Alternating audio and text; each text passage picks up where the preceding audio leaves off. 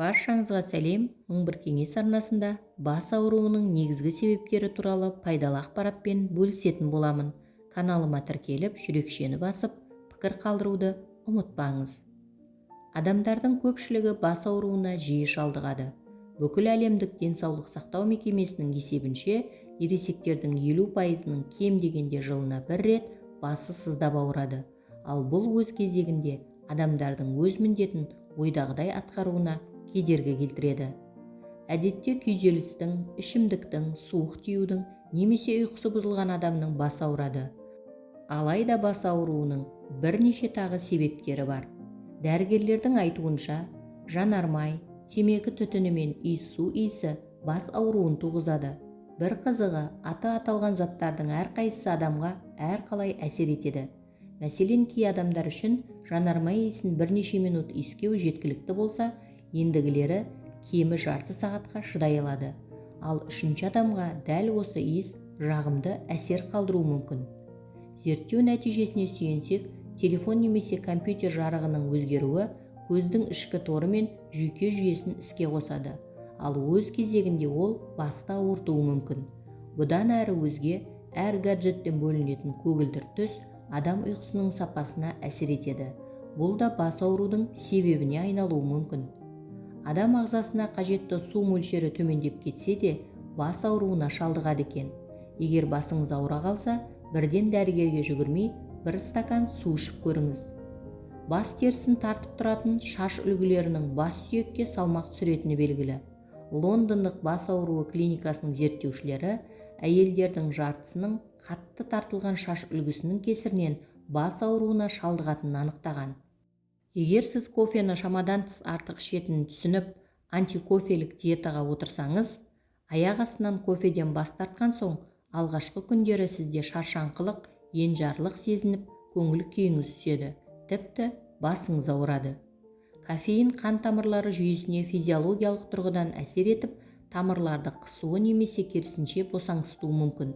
Бас ауруы осымен түсіндіріледі, деп түсіндірді нью-йорктік невролог Мия Минен. Суық тағам жегенде немесе мұздай сусын ішкенде не себепті адамның басының ауыратынын ғалымдар әлі күнге дейін түсіндіре алмай әлек. Жуырда Джонсон Хопкинс университетінің ғалымдары температураға келгенде сезгіштік қабілеті жоғары жүйке жүйесінің салдарынан болуы мүмкін деген байламға келді. Сондай-ақ кейбір азық-түлік түрлері бас ауруын туғызуы мүмкін. Олардың ішінде өндірілгеніне біраз уақыт болған ірімшік, көк түскен ірімшік, шарап, салями, арқан балық және маринадталған қияр бар. Ғалымдардың пайымдауынша, аты аталған азықтардың құрамында сульфиттер болғандықтан адамның бас ауырады екен. Сондай-ақ шұжықтардың құрамында бас ауруын туғызатын тирамин мен нитриттар атты химиялық қосылғыштар бар. Тағамға қосылатын химиялық түземдер кейбір адамдарда бас ауруын тудыруы мүмкін. Егер ас уақытын жіберіп алып, тамақтанып үлгермесеңіз, бастың ауруы аштық сезімінен де бұрын болуы мүмкін. Мәселе қанның құрамындағы глюкозаның шамасының азаюында. Мұндай кездері тіске басар, тәтті кәмпиттер, шоколад, печенье көмекке келе алмайды. Оданша толыққанды ас ішіңіз. Кенеттен пайда болған бас ауруын жазу үшін мәселенің себебін табу керек.